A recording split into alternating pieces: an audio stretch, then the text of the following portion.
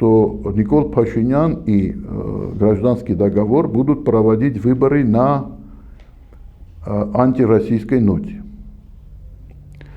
Однозначно.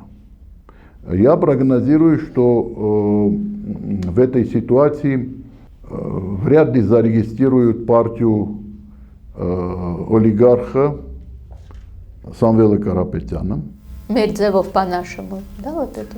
Да, во-первых, я скажу, что крайне неудачное название, понимаете, это, ну, по сути дела, олигархическое название, я бы так сказал, олигархическое название, потому что есть критерий политичности, понимаете, вот есть критерий аполитичности.